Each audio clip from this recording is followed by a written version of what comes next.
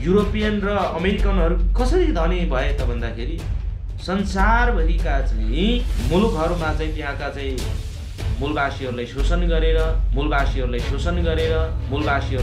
गरेर लुटेर धुजा चाहिँ चिरा पारेर अथवा उनीहरूलाई चाहिँ जोदाएर फुटाएर कसरी हुन्छ कमजोर बनाएर अथवा फकाइ फुलाइ गरेर चाहिँ के गरेका छन् भने उनीहरूको चाहिँ त्यहाँ सम्पत्तिहरू चाहिँ स्रोतहरू उनीहरू चाहिँ कब्जा गरे। अमेरिकाले सहयोग त दिन्छ, त्यतिकै त दिँदैन, किनभने उसको प्रभाव बढाउनको लागि उसले सहयोग दिन्छ। अब नेपाललाई चाहिँ युद्धभूमि बनाउँछ चाइनाले हिर्काउन के अरे हान्नको लागि। नेपालमा युरेनियम छ बुझ्नुभयो नि, युरेनियमको अथाह भण्डार छ। यहाँ चाहिँ त्यस्ता धेरै वनस्पतिहरू छन्, धेरै प्रकारका चाहिँ खनिजहरू छन्, धेरै त्यस्ता खालका खानीहरू छन्। ती भण्डारहरू चाहिँ कब्जामा पार्नको लागि पनि हुनसक्छ। यस्ता खालका चाहिँ सम्झौताहरू गर्नुभन्दा नगर्नु उचित। कालापानी सुस्ताहरू बेच्यो होइन, लिपुलेकहरू लिपिए देउराहरू बेच्यो। अब अर्को कुरा के हो भने महाकाली, आज पनि महाकाली सन्धिको अवस्था के हो होइन। महाकाली सन्धिमा हस्ताक्षर गर्ने मध्येमा विद्यादेवी भण्डारी र चाहिँ केपी शर्मा ओली त सत्ताको चाहिँ प्रमुख उसमै छन् होइन। अरुणलाई टोटल्ली भारतले चाहिँ लग्यो नि त, अरुणलाई पनि त्यही सम्झौता गरेर चाहिँ यिनीहरूले चाहिँ भारतले बुझाइदियो। अब अरुणको के अरे चाहिँ बिजुली सबै भारतले लान्छ। जस्तो प्रचण्ड चाहिँ एमसिसीको पक्षमा छ, बाबुराम भट्टराई चाहिँ प्रचण्ड के अरे चाहिँ एमसिसीको पक्षमा छ होइन। नेकपा अब केपी ओली चाहिँ एमसिसीको पक्षमा छ, काङ्ग्रेस एमसिसीको पक्षमा छ। यहाँका चाहिँ लाचार लोभी पाखण्डी यहाँकै चाहिँ आफूलाई देशभक्त भन्ने र देश बेचुवाहरूले चाहिँ गरिरहेको हो नि त। उनीहरू चाहिँ पार्टी झन्डा चाहिँ फरक झन्डा अलग चाहिँ नारा लिएर चाहिँ लडेको जस्तो देखाए तापनि उनीहरू मिल्छन्, अन्तिममा मिल्ने नै हो। कोही पनि अछुतो छैन। आज हेर्नुहोस् है, आज एमाले भन्ने काङ्ग्रेस भन्ने यिनीहरू कुनै पनि अछुतो होइन क्या। माओवादी भन्नेहरू चाहिँ कुनै पनि अछुतो छैन। र यो शासकहरूलाई चाहिँ मेरो भनाइ के हो भन्दाखेरि यो शासकहरूलाई यो देशबाट सिंहदरबारबाट यिनीहरूलाई चाहिँ बिदाई नदिएसम्म यस्ता खालका किचलहरू आइरहेको छन्। र यिनीहरूलाई चाहिँ छिटोभन्दा छिटो देश विदेशमा रहनुभएका आम उत्पीडित उपेक्षित मूलवासी मङ्गोल समुदायहरूले चाहिँ यिनीहरूलाई चाँडोभन्दा चाँडो अब बिदाई गर्न पर्छ भनेर चाहिँ म एकदमै आह्वान गर्न चाहन्छु। आवाज बिहारको आवाज सब्स्क्राइब। आदरणीय दर्शक, यतिखेर नेपालमा एमसिसी पास हुने हो कि भन्ने केही विद्वानहरूले अड्कलबाजी काट्न थालेका छन्। यसै विषयमा हामी केही बहस चर्चा गर्नका लागि Mongol National Organisation doctor Gopal Gurung संगठनका केन्द्रीय सदस्य सङ्घीय सदस्य जीवन मङ्गोलसँग हामी केही बहस गर्न गइरहेका छौँ। स्वीकार दिनुहोला। हार्दिक स्वागत छ मूलवासी न्युज। धन्यवाद। विशेष गरेर एमसिसी को बारेमा बताइदिनुहोस् न, देशको लागि एमसिसी कतिको लाभदायक छ? यो एमसिसी भनेको चाहिँ यो अमेरिकाको एउटा त्यस्तो एउटा एजेन्सी हो जसले चाहिँ संसारभरि नै आफ्नो यो अभियान जारी राखेको छ। लगभग 49 वटा राष्ट्रमा एमसिसी परियोजनाहरू छन् र 18 वटा राष्ट्रमा एमसिसीहरू चाहिँ सम्पन्न भइसकेको अवस्था देखिन्छ। र बाँकी रहेका सम्पन्न हुन पर्ने जो परियोजनाहरू छन् तीमा चाहिँ कतिपय अवस्थामा विवादित पनि बनेका छन्। जस्तो मडागास्कर, घाना अनि चाहिँ भनौँ न अफ्रिकी मुलुकहरूमा चाहिँ कतिपय ठाउँमा विवादित पनि बनेका छन्। एमसिसी एकदमै विवादित बनेको छन्। विवादित बन्नुको कारण के हो भन्दाखेरि त्यहाँको चाहिँ सरस्वती अध्ययन गर्दाखेरि के देखियो भन्दाखेरि मन परे चाहिँ आफैले फिर्ता लिएको अवस्था हो, के अरे मन नपरेको अवस्थामा। र त्यहाँ चाहिँ राजनीतिक त्यहाँको भनौँ न राजनीतिले पनि राजनीतिक खिचातानीले पनि त्यो कतिपय अवस्थामा फिर्ता लिएको छ, टर्मिनेट गरेको छ भने कतिपय अवस्थामा अब उसको अनुकूलता नभनिसकेपछि त्यहाँ चाहिँ सरकार विघटन गर्ने र चाहिँ चुनाव गराउने सम्मका चाहिँ गतिविधिहरू चाहिँ विगतमा भएको पाइन्छ। र यो परियोजना भनेको 2004मा चाहिँ यो अमेरिकन कङ्ग्रेसले चाहिँ स्थापना गरेको हो र संसारभरि चाहिँ जति पनि मुलुकहरू छन् ती मुलुकहरूमा चाहिँ तत्कालीन समयमा चाहिँ इराकको समस्या त्यहाँ चाहिँ सद्दाम हुसेनलाई मारेको अवस्था पनि थियो। अनि त्यसपछि अरब राष्ट्रहरूको समस्या चाहिँ के थियो भन्दाखेरि अमेरिकाले चाहिँ अब के अरे चाहिँ आफ्नो अनुकूलता बनाउन खोज्ने क्रममा कतिपय अवस्थामा त्यहाँका चाहिँ शासकहरूलाई मार्ने, त्यहाँको चाहिँ शासन व्यवस्थालाई ढाल्ने सम्मका कुराहरू चाहिँ भइरहँदाखेरि युद्धले जितिँदैन, युद्धले चाहिँ संसार जितिँदैन। त्यसो भएकोले गर्दाखेरि अब गरिब राष्ट्रहरूलाई, गरिब मुलुकहरूलाई चाहिँ सहायता गर्नुपर्छ र उनीहरूलाई पनि उनीहरूको लेभललाई पनि अलिकति माथिल्लो स्तरमा उकास्न पर्छ भन्ने हेतुले यो एउटा चाहिँ भनौँ न एउटा अमेरिकाले चाहिँ एउटा रणनीति तयार गर्यो र त्यो अनुसारको यो संसारभरि नै यसको आफ्नो प्रोजेक्टहरू सञ्चालन गरिरहेको हो। भनेपछि तपाईँको विचारमा नेपालमा एमसीसी ठिक छ नेपालको लागि? यस्तो छ, त्यसमा ठिक बेठिक भन्दा पनि के हुन्छ भन्दाखेरि पहिलो कुरो सहायता त त्योभन्दा अगाडिदेखि नै योजाइट भन्ने सहायता लिइ नै रहेको होइन। एमसीसीको सम्बन्धमा के भने त्यो पनि एउटा सहयोग नै हो र योजाइट भन्दा पनि अझै बिग के अरे चाहिँ ठुलो एमाउन्टमा अथवा त्यो चाहिँ त्योभन्दा ठुलो एउटा सहयोगको रूपमा चाहिँ देखाउन खोजेको छ अमेरिकाले। र यो चाहिँ के हो भन्दाखेरि नेपालका शासकहरूले भनौँ न राम्रो छ यसलाई चाहिँ लागू गर्नुपर्छ भन्ने नेपालका चाहिँ तत्कालीन समयमा चाहिँ यो जो एमसीसीको पनि त्यहाँ प्रावधानहरू रहेछन्। मैले सरसर्ती अध्ययन गर्दाखेरि होइन त्यहाँ चाहिँ इलिजिबल हुनको लागि त्यसको लागि प्रावधानहरू यो त डाक्टर बाबुराम भट्टराई प्रधानमन्त्री हुँदा नै त्यतिखेर अब यो सबै प्रक्रियाहरू पुग्दै 2074मा आएर चाहिँ यो एमसीसीमा चाहिँ हस्ताक्षर भएको छ नेपाली काङ्ग्रेसका प्रधानमन्त्री शेरबहादुर देउवाको पालामा र ज्ञानेन्द्र बहादुर कार्कीको चाहिँ अर्थमन्त्री उहाँ त्यतिखेर हुनुहुन्थ्यो। उहाँहरूको चाहिँ अब भनौँ न सिग्नेचर चाहिँ उहाँहरूले गरेको देखिन्छ र अमेरिकाको जोनाथन नस र नेपालको ज्ञानेन्द्र बहादुर कार्की। र यसमा केही प्रावधानहरू जो अब्जेक्सनहरू चाहिँ यहाँ निकालेको देखिन्छ। जस्तो मसँग यहाँ छ होइन, मैले यहाँ टिपोट गरेको छु।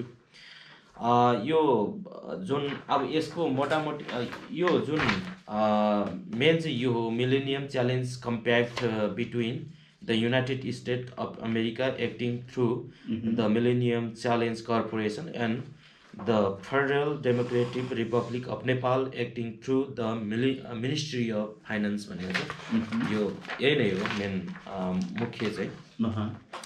अब यसबाट केही कुराहरू चाहिँ करेक्सन गरेर चाहिँ निकालिएको कुराहरू मध्येमा के छ भन्दाखेरि यो जस्तो यो सम्झौता पत्र हो। यो सम्झौता पत्रले चाहिँ अब के भन्छ धारा 1 को 3 को दफा 326मा चाहिँ यो बौद्धिक सम्पत्तिको कुरा आएको छ।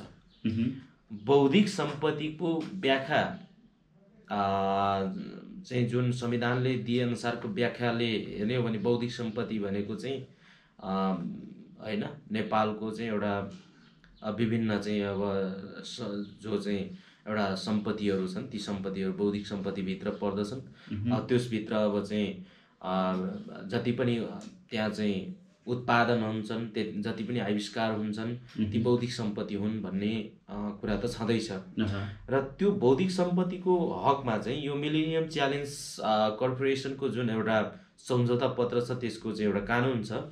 त्यो कानुनले चाहिँ बौद्धिक सम्पत्तिको विषयमा जो यो धारामा चाहिँ अथवा यो एउटा दफामा चाहिँ के उल्लेख गर्यो त भन्दाखेरि त्यहाँको चाहिँ प्याटेन्ट्स लोगोहरू होइन जति पनि चाहिँ त्यहाँको चाहिँ ट्रेडमार्कहरू होइन जो एमसीसँग चाहिँ सम्बन्धित ट्रेडमार्कहरू चाहिँ त्यो चाहिँ बौद्धिक सम्पत्तिभित्र पर्छन्। त्यो बौद्धिक सम्पत्ति चाहिँ के अरे चाहिँ त्यो एमसीसीको हुनेछ भन्ने कुरा नै हो।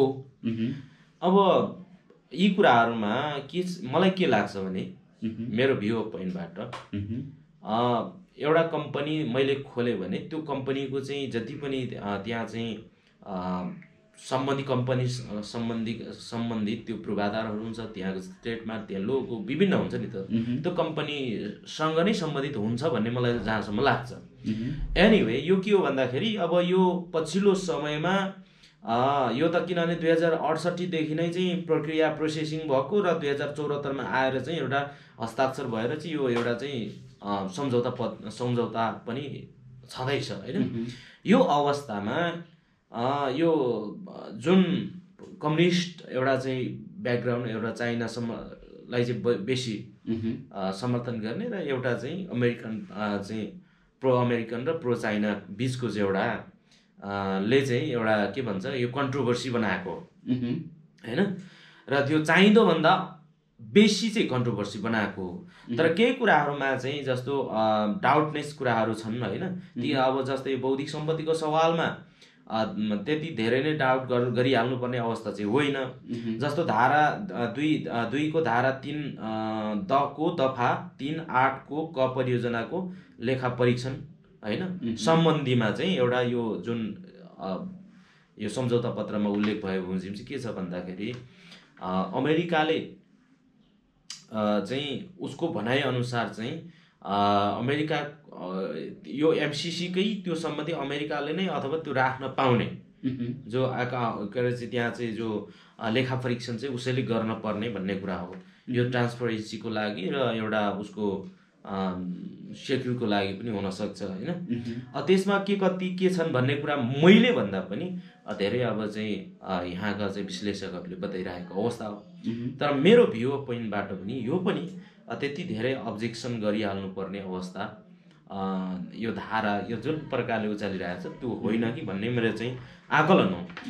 तर के हो भन्दाखेरि एउटा चाहिँ एउटा ट्रान्सपरेन्सी होस् भन्ने न हो हैन। त्यसो भएकोले जस्तो अब यहाँ 3 धारा 5 को चाहिँ यो 3 नम्बरमा धारा 5 को क र ख अमेरिकी सरकारले चाहिँ चाहेमा जुनसुकै बेला यो सम्झौता रद्द गर्न सक्नेछ। यो कुरा चाहिँ के हो भन्दाखेरि जस्तो यो भनेको अमेरिकाले ऋण दिएको पनि होइन। यहाँ बुझ्नुपर्ने कुरा के छ भने अमेरिकाले ऋण दिएको होइन। अमेरिकाले चाहिँ त्यो चाहिँ जस्तो के भन्छ लोन तिरे जस्तो तिरिराख्नु पर्ने अमेरिकाले तिरिराख्नु पर्ने पनि होइन। त्यसो भएकोले यो के हो भन्दाखेरि यो नितान्त चाहिँ एउटा चाहिँ यो अमेरिकी चाहिँ एउटा सहयोग नै हो।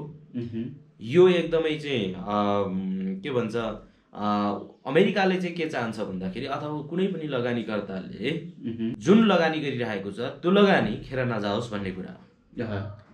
त्यो लगानी चाहिँ नष्ट नहोस् भन्ने कुरा हो। त्यो लगानी भोलि गएर चाहिँ अर्थपूर्ण होस् भन्नको खातिर के छ भन्दाखेरि उसले आफ्नो त्यो अनुकूलता भएन भने त त्यो परियोजना त बेपत्ता हुन्छ हैन। अब किनभने 500 मिलियन र नेपालको 130 मिलियन गरेर चाहिँ 630 मिलियन डलर हो नि त US डलर। त्यो डलर चाहिँ जति त्यो अब परियोजना सम्पन्न भयो भने त्यो नेपालको लागि राम्रो छ हैन। तर बीचैमा फेरि नेपालको लागि अथवा जुनसुकै देशलाई पनि सहयोग गर्दाखेरि त्यसलाई राम्रो छ। तर बीचमै फेरि त्यो विभिन्न चाहिँ अब राजनीतिक अस्थिरताको कारणले अथवा यहाँको चाहिँ सिस्टमको कारणले गर्दाखेरि चाहिँ त्यसलाई असर नपुरोस् बाधा नपुगोस् भन्न खातिर यो कुरा चाहिँ अमेरिकाले जुनसुकै समयमा रद्द गर्छ भन्नुको कारण त्यो हो हैन। अब र अर्को कुरा के छ भन्दाखेरि धारा 7 को दफा के अरे चाहिँ 7 यो धारा 7 को दफा 7 को क प्रस्तुत सम्झौता लागू भएपछि प्रस्तुत सम्झौतामा उल्लेखित र नेपालको राष्ट्रिय कानुन बाजिएमा प्रस्तुत सम्झौता लागू हुनेछ भन्ने चाहिँ यो चाहिँ अलिकति के छ भन्दाखेरि सबैभन्दा धेरै एउटा चाहिँ विवादित चाहिँ यो धारा हो मेनली। किन भन्दाखेरि यो चाहिँ नेपालको संविधान भन्दा माथि रहने गरी र अर्को कुरा के हो भने नेपालको चाहिँ संसदबाट सिधै चाहिँ पास गर्नुपर्ने, यहाँ त संसदबाट पास गर्नुपर्छ भन्ने चाहिँ होइन। तर के हो भन्दाखेरि कतिपय बहसहरूमा के भनिएको छ भने यो चाहिँ एउटा विश्वका चाहिँ जति पनि चाहिँ यो एमसीसी परियोजनाहरू लागू भएका छन् त्यस ठाउँमा चाहिँ राजनीतिक अस्थिरता विविध कारणले गर्दाखेरि पछि चाहिँ पार्लिमेन्टबाट चाहिँ गर्दाखेरि त्यसको चाहिँ अलिकति प्रभावकारिता र त्यसमा चाहिँ त्यो परियोजना चाहिँ के अरे चाहिँ कम्प्लिट हुन चाहिँ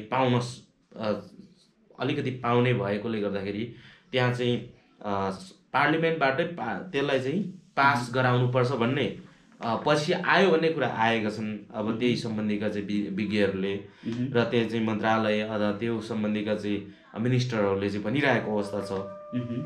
यो चाहिँ के हो भन्दाखेरि अन्तर्राष्ट्रिय स्तरको, किनभने न अमेरिकाको न चाहिँ नेपालको भने जस्तो यो चाहिँ एउटा चाहिँ बिचको एउटा चाहिँ कम्प्याक्ट हो र जसरी भए पनि त्यो परियोजना सम्पन्न हुनुपर्छ भन्ने अवस्था छ भने अर्को के हो भने अनुसूची 4 को क को नेपाल सरकारले एमसीसीलाई चित्त बुझ्ने योजना तयार पारी पठाउनु पर्नेछ र त्यस्तो परियोजना इन्डियाको सरकारले समर्थन गरेको हुनुपर्ने छ भन्ने छ।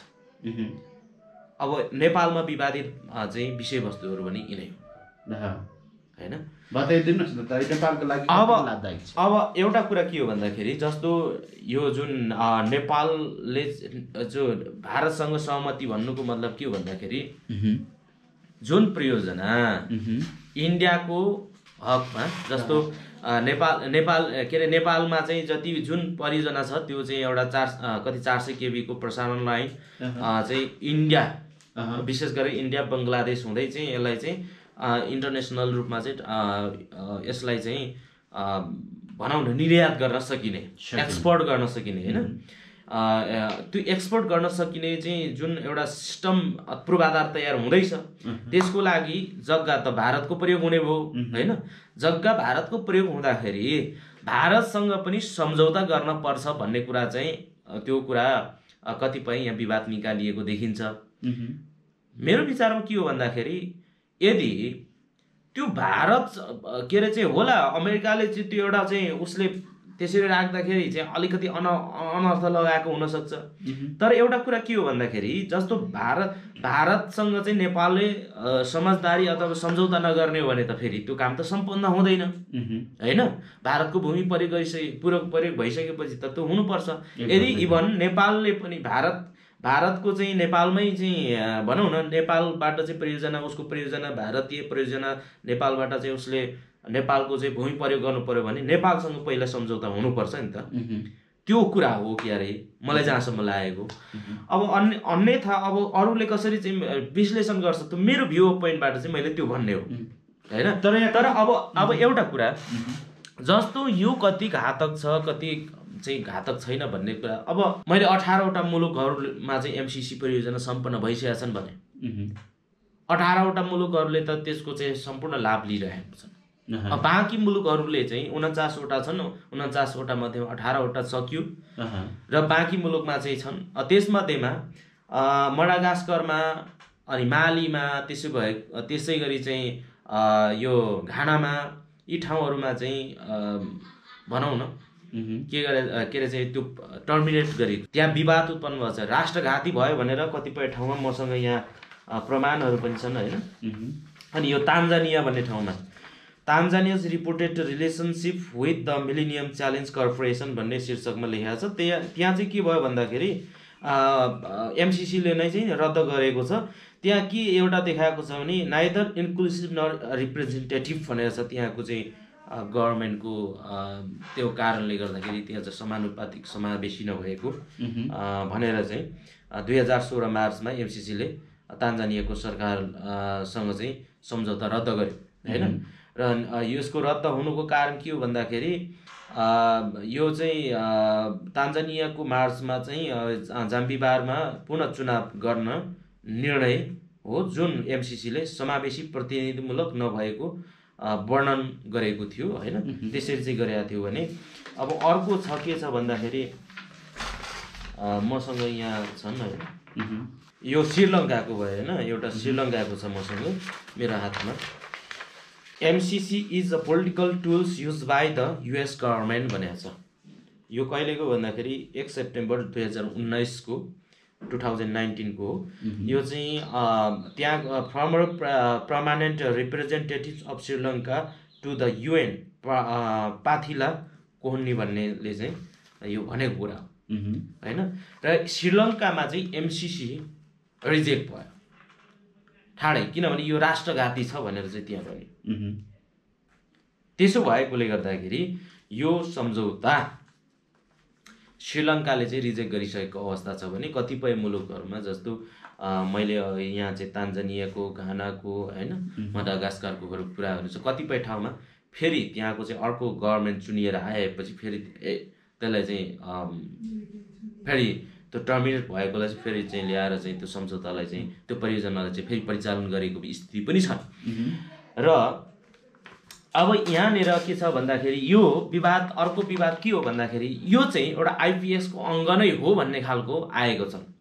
अब किन भन्दाखेरि युनाइटेड स्टेटको चाहिँ यो जुन सेक्युरिटी सम्बन्धीको, होइन, डिपार्टमेन्टको चाहिँ एउटा जुन रिपोर्ट छ, त्यो रिपोर्टले चाहिँ आइपिएसको अङ्गभित्रै पर्ने कुरा चाहिँ बताउँदाखेरि जस्तो इन्डो पेसिफिक भनौँ न, जो आइपिएसको कुरा छ, यो इन्डो पेसिफिक एउटा चाहिँ अन्तर्गतको जुन एउटा रणनीति अन्तर्गतको चाहिँ यो एउटा सहयोग हो। त्यसो भएकोले गर्दाखेरि एक हातले दिने र एक हातले लिने किसिमले आउँदैछ।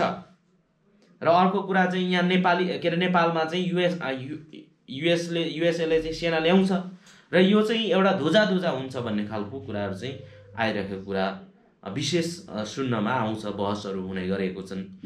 अब आफ्नो एउटा चाहिँ नितान्त व्यक्तिगत तौरबाट म के चाहिँ हेर्छु भन्दाखेरि पहिलो कुरा सहयोग भनेको त जहिले पनि दिनको हात माथि हुन्छ, लिनेको हात चाहिँ तल हुन्छ भन्छ होला। कोही अमेरिकाले सहयोग त दिन्छ, त्यतिकै त दिँदैन नि त, किनभने उसको प्रभाव बढाउनको लागि उसले सहयोग दिने हो।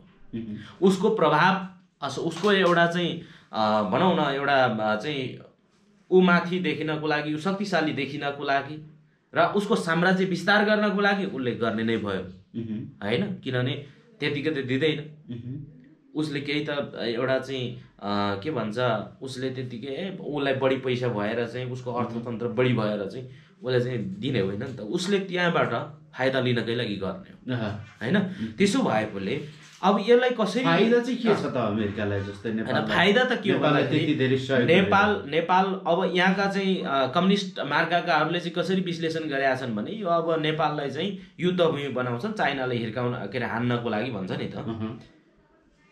त्यो पनि एउटा हुनसक्छ, तर के हो भन्दाखेरि जसरी एउटा चाहिँ त्यो भयावह जस्तो देखाइरहेको छ त्यो फेरि त्यो चाहिँ हो, त्यो पुरै भयावह हो भन्ने चाहिँ मलाई लाग्दैन। तर के हो भने जुन एउटा चाहिँ इन्डो पेसिफिक रणनीतिको एउटा चाहिँ साझेदार, होइन, भएको हिसाबले चाहिँ के हुन्छ भन्दाखेरि जस्तो चाइना, अब यहाँ टिबेट समस्या छ, होइन, चाइना चाहिँ राइजिङ भइरहेको अवस्था छ र चाइनालाई चाहिँ उसलाई चाहिँ एउटा घेराबन्दी लगाउनको लागि चाइनालाई चाहिँ अथवा चाइनाको चाहिँ यहाँ उसको पोलिसीहरू के हुन्छ त भनेर चाहिँ पत्ता लगाउनको लागि त्यो गरिरहेको अवस्था हो भन्ने खालको एक किसिमको विद्वानहरूले चाहिँ चर्चा परिचर्चा गरेका छन्। र उसले मलाई जहाँसम्म लाग्छ, होइन, अब हुन त अमेरिकालाई चाहिँ यहाँ नेपालले रोके पनि उसलाई के अरे कुनै समस्याको कुरा होइन।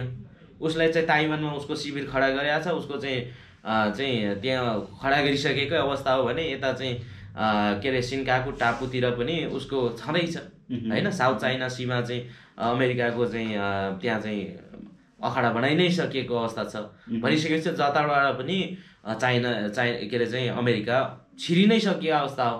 त्यो उसलाई चाहिँ यहाँ चाहिँ यो नेपालले रोकिएको भन्ने कुरा हुँदै होइन।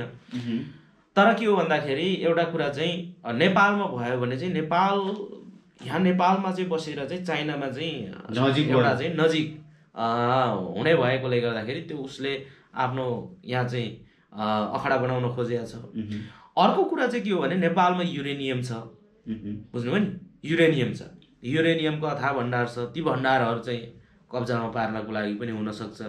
र यो चाहिँ के हो भने नेपाल भनेको यस्तो देश हो, यहाँ चाहिँ त्यस्ता धेरै वनस्पतिहरू छन्, धेरै प्रकारका चाहिँ खनिजहरू छन्, धेरै त्यस्ता खालका खानीहरू छन्। तर के हो भन्दाखेरि यहाँको गभर्मेन्ट, होइन, यहाँका चाहिँ शासक वर्गहरू, यहाँका सत्ताधारीहरू चाहिँ जहिले पनि के हो भने आफ्नै मात्र श्रीवृद्धि, आफ्नै मात्र चाहिँ उन्नति प्रगति होस् भन्ने र आफ्नै मात्र प्रगति चाहनेहरूले गर्दाखेरि यो देशमा चाहिँ त्यस्ता खालका चिजहरू, त्यस्ता खालका सम्पदाहरू, त्यस्ता खालका चाहिँ प्राकृतिक स्रोत साधनहरू चाहिँ के छ भन्दाखेरि लुप्त अवस्थामा छन्, गुप्त अवस्थामा छन्। कतिपय त थाहै नपाई बेचिसकेका छन् हैन। महेन्द्र संरक्षण समितिबाट चाहिँ कोरोनाको चाहिँ कार्बन चाहिँ बिक्री वितरण गर्छ चाहिँ भनेर चाहिँ समाचारहरू नआएका होइनन् हैन। अब चाहिँ यहाँ चाहिँ त्यस्ता वनस्पतिहरू छन्। त्यो वनस्पतिहरू चाहिँ किनभने युरोपियन र अमेरिकनहरू कसरी धनी भए त भन्दाखेरि संसारभरिका चाहिँ मुलुकहरूमा चाहिँ त्यहाँका चाहिँ मूलवासीहरूलाई शोषण गरेर, लुटेर, धुजा चाहिँ चिरा पारेर अथवा उनीहरूलाई चाहिँ जोदाएर फुटाएर कसरी हुन्छ कमजोर बनाएर अथवा फकाइ फुलाइ गरेर चाहिँ के गरेका छन् भने उनीहरूको चाहिँ त्यहाँ सम्पत्तिहरू चाहिँ स्रोतहरू उनीहरू चाहिँ कब्जा गरेका छन्। त्यो सम्पत्ति चाहिँ के हो भन्दाखेरि जस्तो साउथ अफ्रिका हैन, आजको अरब कन्ट्रीहरूमा चाहिँ अमेरिकासँगको दुश्मनी के हो त भने त्यहाँ तेल छ, ठुल्ठुला तेल खानीहरू छन्। त्यो तेल खानीहरू चाहिँ अमेरिकाले चाहिँ कब्जा गर्न खोज्दाखेरिको चाहिँ परिणामहरू के युद्धहरू हुने गर्छन् हैन। त्यहाँ चाहिँ सुन खानीहरू छन्, त्यहाँ चाहिँ हिरा चाहिँ अब जति पनि डायमन्डहरू छन् अनि युरेनियमहरू छन्। यस्ता चाहिँ महत्त्वपूर्ण संसारलाई चाहिँ जलाउन सक्ने, संसारलाई धनी बनाउन सक्ने त्यस्ता खालका तत्त्वहरू छन्, खनिजहरू छन्, त्यस्ता खालका चाहिँ पदार्थहरू छन्। त्यो पदार्थहरू चाहिँ कब्जा गर्नको लागि अमेरिकाले चाहिँ जहाँ पनि आफ्नो पाइलो फिजाउँछ। अनि युरोपियन युनियनदेखि लिएर चाहिँ जति पनि शक्ति राष्ट्रहरूले चाहिँ त्यो काम गरिरहेको हुन्छ। र नेपालमा पनि त्यस्ता खालका भण्डार छ कि त्यस्ता खालका स्रोत र साधनहरू, त्यस्ता खालका चाहिँ पदार्थहरू चाहिँ अत्यन्तै अत्याधिक चाहिँ भण्डार भएको कारणले गर्दाखेरि त्यो कब्जा गर्न पनि अमेरिका नेपाल आउनलाई चाहिँ कोसिस गरेको हुनुपर्छ हैन। त्यसो भएकोले गर्दाखेरि हैन त्यो चाहिँ 500 मिलियन अमेरिकी डलर चाहिँ सहायतै नलिँदा पनि त के पर्यो हैन, केही पनि फरक त हुँदैन पर्दैन नि। अब यो के भन्दाखेरि पेट्रोलहरूलाई आँखा लाउने अमेरिका हैन, नेपाललाई पनि त्यतिकै चोखो त छोड्दैन होला नि त हैन। चोखो छोड्नु नछोड्नु भन्दा नि यहाँको चाहिँ सबैभन्दा पहिलो कुरो त नेतृत्वको कुरा आउँछ। नेतृत्व कस्तो भन्ने कुरा हो हैन। अमेरिका के अरे चाहिँ अमेरिकाले नै गर्दाखेरि जापानहरू बनेका छन्, अमेरिकाले गर्दाखेरि कोरियाहरू बनेका छन् हैन। त्यो मुलुकहरूमा त समृद्ध छ नि हैन। तर के हो भन्दाखेरि अब दिने मान्छेलाई कसरी चाहिँ फकाउने भन्ने कुरा हो, दिने मान्छेलाई चाहिँ कसरी चाहिँ उसलाई चाहिँ कन्ट्रोलमा चाहिँ ल्याउने भन्ने कुरा हो हैन। कसरी चाहिँ त्यो एउटा चाहिँ समझदारी स्थापित गर्ने भन्ने कुरा हो। मेन कुरा त्यो हो नि त, त्यो लिडरसिपले गर्ने कुरा हो। अब के छ भन्दाखेरि यो देश भनेको मगन्ते देश हो नि त, मागेरै खाने देश हो। किन भन्दाखेरि नेपालमा चाहिँ शासकहरूले चाहिँ विगतमा गल्ती गरेको कारणले गर्दाखेरि पनि यस्ता खालको सम्झौता नगरे पनि हुन्छ भन्ने कुरा हो। आम यहाँका चाहिँ नेपालीहरूको चासो, नेपाली नागरिकहरूको चासो भनेको यस्ता खालको के अरे यो राष्ट्रघाती सम्झौता गर्दै नगरौँ भन्नेको चाहिँ किन भन्दाखेरि सुगौली सन्धिपछिको नेपालको परिदृश्य भनेको के छ भन्दाखेरि जता पनि घात। जङ्गबहादुर राणाले चाहिँ फर्काए चाहिँ 4वटा जिल्ला भन्छन् चाहिँ कञ्चनपुर, कैलाली अनि तल चाहिँ के 4वटा जिल्लाहरूको नाम जहिले यहाँ आउँछ। त्यो भनेको चाहिँ ब्रिटिसहरू के अरे चाहिँ ब्रिटिस गोर्खाहरूले लडेर चाहिँ फिर्ता गरेका चाहिँ नेपालका मुलुक के अरे जिल्लाहरू हैन। त्यस बाहेकको अब चाहिँ सुस्ता बेच्यो, कालापानी सुस्ताहरू बेच्यो हैन, लिपुलेकहरू लिपियदेउराहरू बेच्यो। अब अर्को कुरा के हो भने महाकाली, आज पनि महाकाली सन्धिको अवस्था के हो हैन। महाकाली सन्धिमा हस्ताक्षर गर्ने मध्येमा विद्यादेवी भण्डारी र चाहिँ केपी शर्मा ओली त सत्ताको चाहिँ प्रमुख उसमै छन् हैन। त्यसो भएकोले गर्दाखेरि के हो भन्दाखेरि विगतमा भएका यस्ता खालका चाहिँ राष्ट्रघाती सम्झौताले गर्दाखेरि यहाँका चाहिँ विवादास्पद चाहिँ सन्धि सम्झौताले गर्दाखेरि नै यो एमसिसी पनि धेरै नेपालीहरूले चाहिँ एउटा चाहिँ आफ्नो एउटा भनौँ न त्यो एउटा चाहिँ दृष्टिबाट चाहिँ हेरिरहेको छ। जस्तो अरुणकै कुरा गरौँ हैन, अरुणलाई टोटल्ली भारतले चाहिँ लग्यो नि त अरुणलाई पनि चाहिँ सम्झौता गरेर चाहिँ यिनीहरूले चाहिँ भारतले बुझाइदियो। अब अरुणको के अरे चाहिँ बिजुली सबै भारतले लान्छ। अब कति वर्ष उसले चाहिँ कति अथाह भनौँ न त्यहाँबाट चाहिँ लाभ लिइसकेपछि नेपालले दिने होला, त्यो सम्झौता गरेका छन् होइन। अनि अब यस्ता खालका धेरैवटा चाहिँ सम्झौताहरू छन्। त्यो सम्झौताहरूले गर्दाखेरि चाहिँ के भन्छ भन्दाखेरि नेपालमा एउटा चाहिँ यस्ता खालका चाहिँ सम्झौताहरू गर्नुभन्दा नगर्नु उचित छ। किनभने त्यो चिजले चाहिँ आफ्नै विनाश गर्छ भने किन चाहिँ सम्झौता गर्ने, एकदम होइन। एकदम भएका यहाँका चाहिँ साधन स्रोतहरूलाई चाहिँ परिचालन गर्न नसक्ने अनि अर्काबाट चाहिँ भिख मागेर अब भनौँ न यहाँ चाहिँ के छ भन्दाखेरि यहाँ चाहिँ यो भूकम्पले चाहिँ क्षतविक्षत बनाएपछि 2072 वैशाख 12 को भूकम्पले चाहिँ क्षतविक्षत नेपाल भइसकेपछि नेपालमा चाहिँ गुम्बा निर्माण गर्नको लागि 8 अरब जति विदेशबाट चाहिँ सहयोग उठ्यो। एकदम 8 अरब होइन। अब के छ भन्दाखेरि आफ्नो हातमा पर्थ्यो भने खाला खुद ल्याएर चाहिँ खाइहाल्थ्यो होइन। जस्तो एमसिसीकै कुरा गर्यो भने एमसिसीमा के छ भन्दाखेरि अहिले अब भनौँ न अब चाहिँ 16 मिलियन डलर त खर्च भइसक्यो भनेको छ। वास्तवमा भन्यो भने अहिले के हो भन्दाखेरि संसदमा पास गर्ने कुरा हो, तर संसदबाट पास नभइकन पनि 16 मिलियन डलर त खर्च भइसकेको छ। कहाँ खर्च भयो त त्यो पैसा? खर्च त भत्ता खाइरहेको छन्। एमसिए नेपाल भनेर चाहिँ उनीहरूले छुट्टै एउटा चाहिँ अफिसै खडा गरेका छन्, खाइरहेको छन्, भत्ता खाइरहेको छन्। अनि चाहिँ विभिन्न चाहिँ नाममा चाहिँ अहिले उनीहरूले चाहिँ भित्रभित्र काम गरिरहेको छन्। त्यो गर्दाखेरि त 16 मिलियन डलर चाहिँ खर्च भइसकेको अवस्था हो। यो रेकर्डहरू आइरहेको छन् होइन। अब मेन कुरा के हो भन्दाखेरि यो श्रीलङ्काको 480 मिलियनको रिजेक्ट भइसक्यो होइन। 480 मिलियनको, नेपालको 500 मिलियनको हो होइन। यसरी चाहिँ नेपालमा यो जुन प्रकारले चाहिँ एउटा एमसिसी अमेरिकाले भनिसक्यो आफैले पनि होइन, लिने भएले हो, नलिने भइसक्यो, जबरजस्ती कसैले पनि भने होइन। तर के हो भन्दाखेरि यहाँका चाहिँ लाचार लोभी पाखण्डी यहाँकै चाहिँ आफूलाई देशभक्त भन्ने र देशबेचुवाहरूले चाहिँ गरिरहेको हो नि त। यो त पास गर्न पर्छ भन्ने त उनीहरू नै हो न त अमेरिका। फेरि यी मान्छे हो यो चाहिँ एमसिसी चाहिँ राष्ट्रघाती हो, दलाल हो। तिनीहरूले न त अमेरिकासँग लड्ने क्षमता राख्छ। म यसो हेर्छु क्या, अमेरिकासँग न लड्ने क्षमता राख्छन्, बेकारमा न्यु मात्र खोजिरहेको हुन्छ। न चाइनासँग लड्ने तागत छ, न भारतसँग, न अमेरिकासँग, न कुनै देशसँग लड्ने तागत छ। अनि नेपालका चाहिँ केही त्यस्ता खालका ठुटे नेताहरू चाहिँ आफूलाई चाहिँ राष्ट्रभक्ति भन्नेहरू चाहिँ बुरुक बुरुक उफ्रिन्छन्। यो समस्या के हो भन्दाखेरि यति मात्र हो कि यदि यो संसदले होइन, यो बहस त उहिले हुनुपर्ने हो नि त। यहाँ कुरो के छ भन्दाखेरि अब यसको रेकर्डै छ, साराको सारा के रेकर्ड छ भन्दाखेरि यो एमसिसी भनेको चाहिँ कहिलेदेखि चाहिँ स्टार्टिङ भयो नेपालमा चाहिँ भन्दाखेरि 2068 माघ 27 गते के अरे 2068 माघ 5 गते नेपाल थ्रेसहोल्ड कार्यक्रममा छनौट भएको चाहिँ जानकारी चाहिँ त्यतिखेरका चाहिँ अर्थमन्त्री चाहिँ वर्षमोहन पुन र प्रधानमन्त्री डाक्टर बाबुराम भट्टराई हुँदाखेरि चाहिँ यो प्राप्त भइसकेको अवस्था हो। यो फेरि एउटा कुरा के हो भन्दाखेरि यो नितान्त आर्थिक अनुदान हो भन्ने छ है। यहाँ सेनाको कुरा आएको छैन, तर अब सेना ल्याउँछ यहाँ, सेना भित्रिने कुरा पनि त छन्। सेना भित्रिने भन्ने कुरा चाहिँ यहाँ कुनै पनि विधानमा लेखिएको छैन, उल्लेख छैन।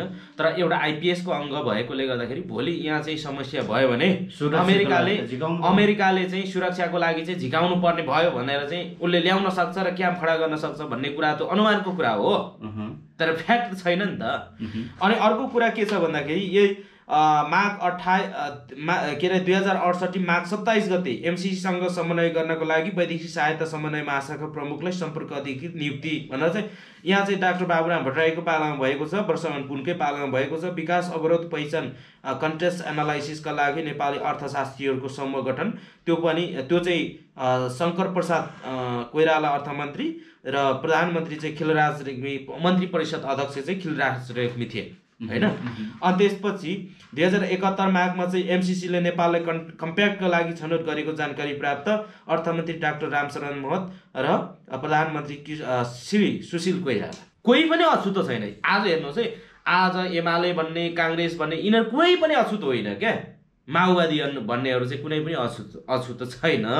यो त के हो भन्दाखेरि यिनीहरूले चाहिँ अब सिधै नमिल्ने भयो दाना पानी, सिधै चाहिँ कमिसन नमिल्ने भयो, अनि चाहिँ अमेरिकाले त्यतिकै कमिसन खान दिँदैन, नदिएपछि यो लफडा निकालेको देखिन्छ। यिनीहरू राष्ट्रभक्ति हुन्थ्यो भने त्यत्रो चाहिँ देश बेच्छन्, यहाँ चाहिँ विभिन्न यहाँ भएका उद्योग कल कारखाना बेचेर खानेहरू, बन्द गरेर राख्नेहरू, अनि चाहिँ अर्काकोमा भेग माग्नेहरू हो नि त होइन। तर के हो भन्दाखेरि यो कमिसन नमिलेर अथवा चाहिँ खान नपाएपछि अब यस्तो खालका लफडाहरू चाहिँ निकाल्यो होइन। निकालेर चाहिँ अहिले चाहिँ बबन्डर मजा आएको जस्तो भोलि यिनीहरूले पास गर्छ, किनभने अब 16 मिलियन त खाइ नै सके त, 16 मिलियन त खर्च भइसक्यो त होइन। 16 मिलियन त अब फेरि गभर्मेन्टको गोजीबाट झिकेर दिने होइन होला। केपिओलीले पनि त्यसलाई चाहिँ आफ्नो गोजीबाट ल्याएर दिने होइन। त्यसो भएपछि अब एमसीसी पास गर्छन् यो। तर जुन एमसीसी पास गरिसकेपछि नि जुन मूलवासीहरूको धर्म संस्कृति प्रति कतिको दमन होला जस्तो लाग्छ तपाईँलाई? होइन, मूलवासीहरूको धर्म संस्कृति प्रतिको दमन त के अरे चाहिँ एमसीसी नआउँदा पनि छैन नि त, छैन र।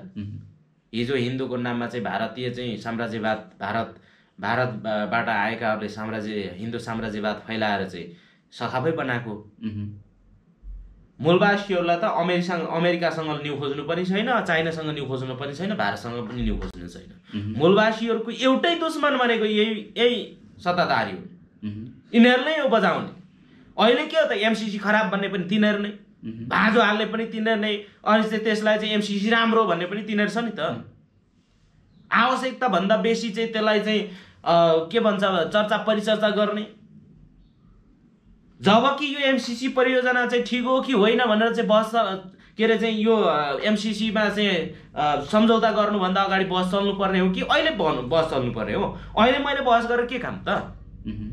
यो बहसको त कुनै तुक छैन, यो बहसको त कुनै अर्थ छैन। अहिले मैले भनेर म एउटा चाहिँ नेपाली नागरिकको हैसियतमा म बोलिरहेको छु, अथवा म कुनै एउटा चाहिँ राइजिङ हुँदै गरेको एउटा चाहिँ म सङ्गठन एउटा चाहिँ पार्टीको एउटा चाहिँ हैसियत, पार्टीको सदस्यको म हैसियतमा बोल्दैछु, त मेरो त केही पनि छैन नि, न म सत्तामा छु न त के छ। तर यो राज्य सरकारलाई टिकाइराख्नको लागि पनि त एमसीसी भित्राइँदैछ भनेर कहीँ विज्ञहरूले बताउनुहुन्छ नि होइन। राज्य सत्तालाई चाहिँ टिकाइराख्ने भन्ने कुरा त अब भन्दा पनि के छ भन्दाखेरि यिनीहरूले, मैले भनिहालेँ, राज्य सत्ता त यिनीहरूको जसरी पनि टिकाउने नै हो, टिकि नै राखेको थियो होइन। पालै पाली यो के हो भने टिकाउनु पनि पर्दैन, यिनीहरू आलो पालो गरेर खाने हो, बुझ्नु भएन? आलो पालो गरेर चाहिँ खाने, आलो पालो गरेर चाहिँ सत्ता चलाउने उनीहरूको सल्लाह हो। उनीहरू चाहिँ भित्री गोप्य सल्लाह गर्छन्। उनीहरू चाहिँ पार्टी झन्डा चाहिँ फरक झन्डा अलग चाहिँ नारा लिएर चाहिँ लडेको जस्तो देखाए तापनि उनीहरू मिल्छन्, अन्तिममा मिल्ने नै हो। अहिले तपाईँ चाहिँ अहिले हेरौँ न, अब यो एमसीसी को पक्षमा सबै पार्टीहरू छन्, सबै मिलेको देखियो, बुझ्नुभयो नि।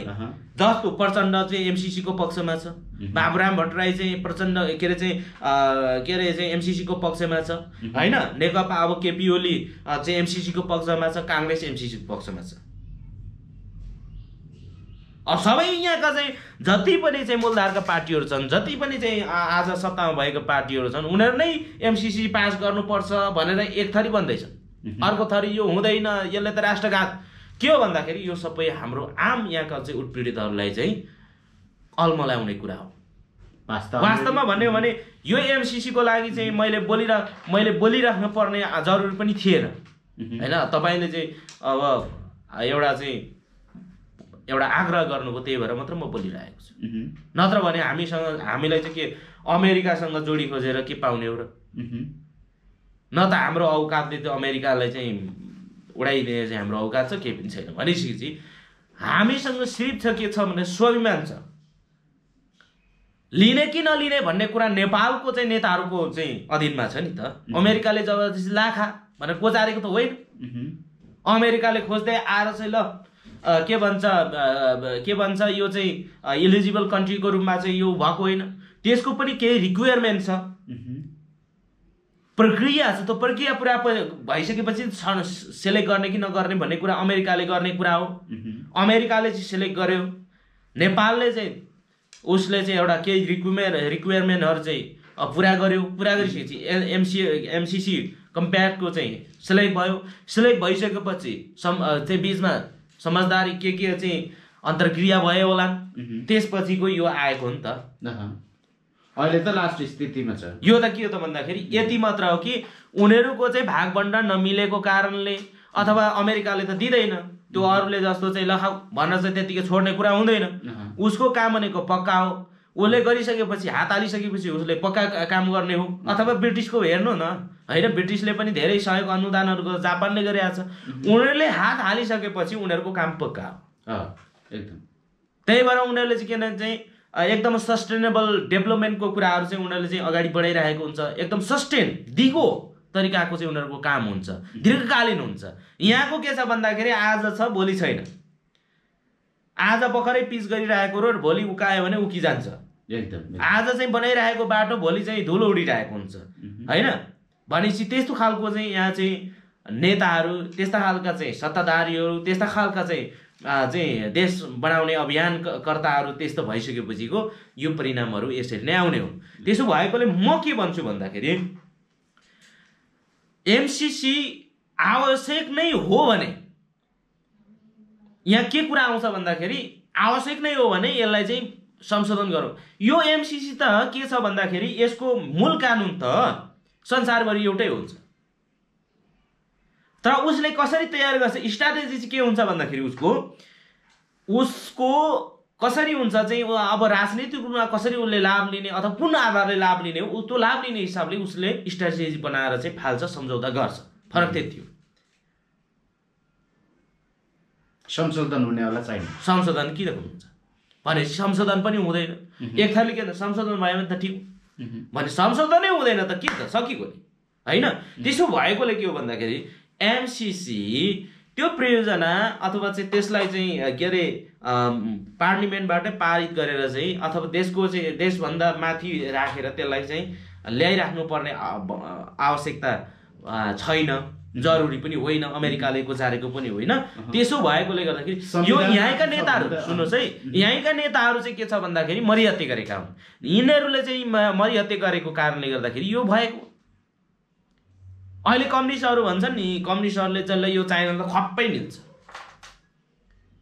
अनि नेपाल के अरे चाहिँ नेपाल अमेरिकालाई चाहिँ नेपालले छेकेको हो र चाइना निल्नलाई होइन नि, निल्न पर्यो भने त जसरी निल्छ।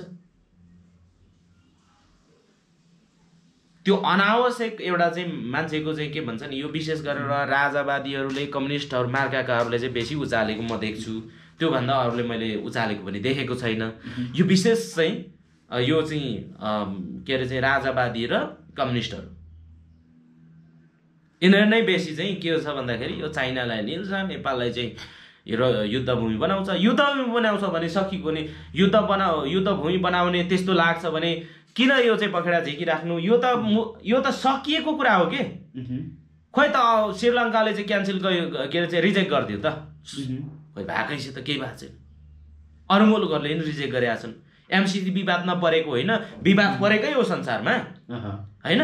विवाद आफ्नो आफ्नो विविध कारणले चाहिँ कतिले भन्छन् अफगानिस्तानको कुरा हो, अफगानिस्तानको कुरा भन्दा पनि अफगानिस्तानको कुरा बेग्लै कुरा हो। तर अफगानिस्तानलाई मान्छेले देखाउँछन् नि, त्यसको चाहिँ एउटा चाहिँ के अरे चाहिँ विषयमा छुट्टै चाहिँ हामीले चाहिँ बहस गर्न सकिन्छ। तर अफगानिस्तान अमेरिकाले चाहिँ यस्तो गर्यो उस्तो गर्यो, अफगानिस्तानमा चाहिँ एमसिसी त्यो होइन। त्यो भने के हो भन्दाखेरि यिनीहरूले चाहिँ हाम्रो मान्छेलाई चाहिँ भुलाउनको लागि, हाम्रो मान्छेलाई अल्मल्याउनको लागि, हाम्रो मान्छेलाई भ्रममा पार्नको लागि मात्र हो। तर त्यो होइन। यदि चाहिने आवश्यकता होइन भने त्यो गभर्मेन्टले सिधै रिजेक्ट गर्न सक्छ, तुरुन्तै रिजेक्ट गर्न सक्छ।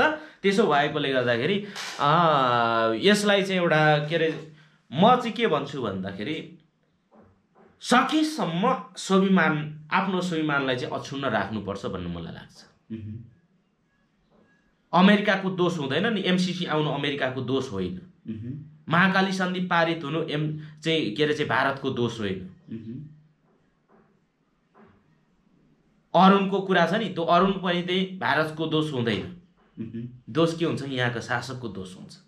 यहाँका चाहिँ जसले सम्झौतामा चाहिँ सिग्नेचर दस्यो, जसले चाहिँ यहाँ चाहिँ त्यो पारित गर्दैछ, ऊ चाहिँ दोषी हो। किन भन्दाखेरि आफ्नो के भन्छ नि, अरूलाई चोर लाउनुभन्दा अगाडि चाहिँ आफ्नो थैली चाहिँ बलियो बान्नु भन्छ नि बुढापाकाले, एउटा आम छ नि। त्यसो भएको अर्कालाई चोर भन्नुभन्दा पनि आफ्नो चाहिँ थैली चाहिँ बलियो छ कि छैन, बलियो बानेको छु कि छैन भनेर चाहिँ हेर्नु पर्यो। अर्काले चाहिँ के भन्छ नि, कागले चाहिँ कान लग्यो भनेर चाहिँ कागको पछाडि दगुर्ने कि आफ्नो कान छाम्ने त? कुरो त त्यो छ नि त। यहाँ चाहिँ के छ भन्दाखेरि एउटा कागले चाहिँ कान लगिदियो भनिसकेपछि त्यसको पछि लागेको छ।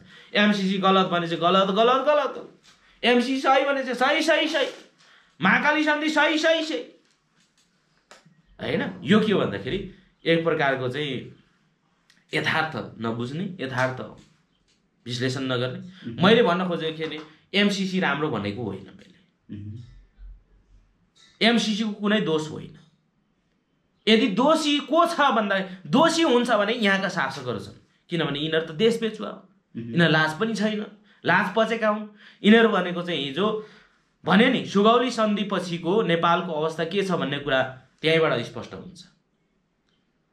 इस्ट इन्डिया कम्पनीसँग चाहिँ जब सुगौली सन्धि चाहिँ हस्ताक्षर गर्यो नि नेपालले, नेपालका चाहिँ शासकहरूले, त्यसपछिको नेपालको अवस्था कस्तो छ?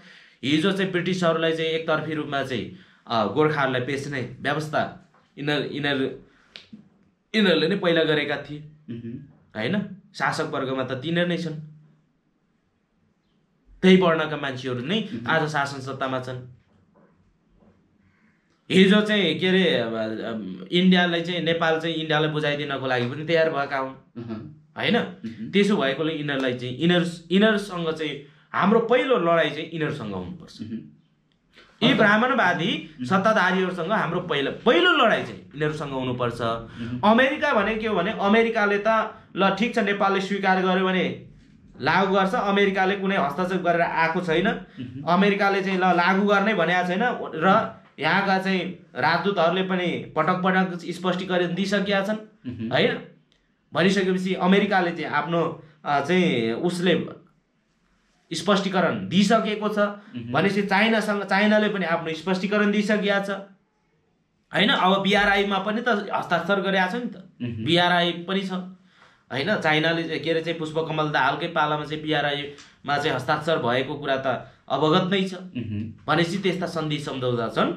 त्यो कुराहरू अब कति आफूले कति लिने कति नलिने, कस्तो ठाउँमा चाहिँ हामीले हात हाल्ने हात नहाल्ने भनेको यो नेपालको कुरा हो नि। नेपालको सत्तामा शासनमा बस्ने, त्यो एउटा चाहिँ गभर्मेन्टमा बस्नेले गर्ने कुरा हो नि त। त्यसो भएकोले गर्दाखेरि यो कार्य अहिलेको केपी ओलीले चाहिँ विचार गर्ने कुरा हो। यो केपी अब लडाइँ भनेको के हो भन्दाखेरि, हाम्रो लडाइँ भनेको अमेरिकासँग चाइनासँग कुनै पनि मुलुकसँग छैन। यदि छ त यहीँको छ, किनभने यिनीहरू नै हो नेपालको स्रोत साधन लुटाउने पनि यिनीहरू नै हो, नेपालको सम्पूर्ण चाहिँ प्राकृतिक खनिजहरू पनि लुटाउने पनि यिनीहरू नै हो, होइन? र विभिन्न तवरले चाहिँ यो देशलाई चाहिँ कंगाल बनाउनको लागि चाहिँ उद्धत पनि यिनीहरू नै हो, देशको कल कारखानाहरू चाहिँ बेच्ने पनि यिनीहरू नै हो, देशका चाहिँ ढुङ्गा माटो समेत बेच्ने पनि यिनीहरू नै हो, इभन कार्बन समेत चाहिँ बेचेका छन्। भनिसकेपछि यिनीहरूले जे पनि गर्छन्, जे पनि गर्ने भएकोले गर्दाखेरि लडाइँ यिनीहरूसँग हो। यिनीहरूले चाहिँ किनभने हाम्रो देश लुटेका छन्, हामी अस्तित्वविहीन भएका छन्, यो कुरा चाहिँ हामीले गरेका हौँ। र अमेरिकाले के गर्छ, चाइनाले के गर्छ, इन्डियाले के गर्छ, हामीले सरकारको विषय नै होइन। किनभने यिनीहरूले बिगार्ने काम चाहिँ यिनीहरूले बिगार्ने हो, लड्नु पर्ने, भिड्न पर्ने, मर्ने पर्ने नेपालीले हो। यहाँका चाहिँ असली चाहिँ राष्ट्रभक्तहरूले चाहिँ यो देशमा चाहिँ रगत बगाउने हो, ज्यान गुमाउने हो, शहीद हुने हो। त्यसो भएकोले कालापानी लिपुलेको अनि चाहिँ बोर्डरमा चाहिँ जब सीमाको समस्या हुन्छ त्यहाँ चाहिँ गोली खाने, ढुङ्गा खाने, डन्डा खाने चाहिँ को भन्दाखेरि त्यो एउटा साधारण नागरिकहरू हो। त्यसो भएकोले गर्दाखेरि यी शासकहरूको कुनै भरोसा छैन। र यो शासकहरूलाई चाहिँ मेरो भनाइ के हो भन्दाखेरि, यो शासकहरूलाई यो देशबाट, यो यहाँको नेपालको सत्ता एउटा चाहिँ सिंहदरबारबाट यिनीहरूलाई चाहिँ बिदाई नदिएसम्म यस्ता खालका किचलहरू आइरहेको छन्। र यिनीहरूलाई चाहिँ छिटोभन्दा छिटो देश विदेशमा रहनुभएका आम उत्पीडित उपेक्षित मूलवासी मङ्गोल समुदायहरूले चाहिँ यिनीहरूलाई चाँडोभन्दा चाँडो समाप्त के अरे चाहिँ यिनीहरूलाई चाहिँ अब बिदाई गर्न पर्छ भनेर चाहिँ म एकदमै आह्वान गर्न चाहन्छु। हस्, अब हामी कार्यक्रमको अन्त्य दिँदैछौँ। कार्यक्रमको अन्त्यमा के भन्न चाहनुहुन्छ? कार्यक्रम जो यो मूलवासी न्युज अत्यन्तै लोकप्रिय यो च्यानलबाट चाहिँ फेरि पनि आफ्नो भनाइ राख्ने मौका दिनुभयो। यहाँलाई चाहिँ विशेष धन्यवाद। मूलवासी न्युजलाई पनि यो टिमलाई नै म धन्यवाद दिन चाहन्छु र म फेरि पनि भन्छु, हामीले यो देशको वास्तविक समस्या भनेको यो शासन सत्तामा बस्नेहरू हो र जसले चाहिँ हाम्रो 500 वर्ष अगाडिदेखि हाम्रो चाहिँ सम्पूर्ण हक अधिकार शासन सत्ता माटो लुटेका छन्, हाम्रो चाहिँ देश लुटेका छन्। यो लुटेराहरूलाई चाहिँ चाँडोभन्दा चाँडो बिदाई गर्नुपर्छ भनेर चाहिँ म आह्वान गर्न चाहन्छु। हस्, धन्यवाद। हस्, धन्यवाद। आवाज विहीनहरूको आवाज सब्सक्राइब